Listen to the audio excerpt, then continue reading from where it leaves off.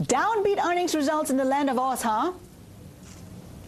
Some downbeat has Linda, but I think we've had equally upbeat earnings on the upside surprise. However, Wesfarmers has just come in and the results were on the downside surprise level of the equation. So I'll start with Wesfarmers earnings. It missed estimates. Full year income was $1.53 billion, a little less than the $1.65 billion that analysts were looking for.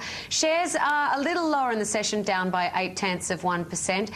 AMP shares, though, are one of the market leaders. AMP is Australia's biggest pension fund and it saw profit in the first half dip by just 1%, and that was our first upside surprise.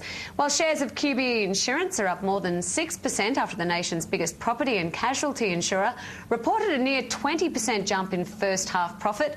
On the downside, though, Australia's number 3 oil and gas producer Santos saw first half profit cut by 2/3. But in this market, it's all about the outlook, and we're seeing Santos shares heading higher after it maintained its production guidance for the year ahead.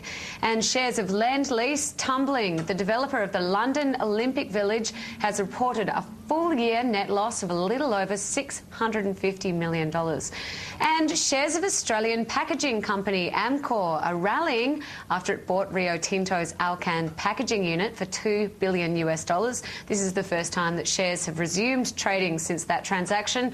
Incidentally, while I'm on the subject of Rio Tinto, that's the big one today. It reports earnings after the market closes here in Australia at 4 o'clock. That's 2 o'clock Hong Kong time, and I'll be back later in the show, with a full wrap, including what the market expects from Rio Tinto in the first half of the year. Back to you.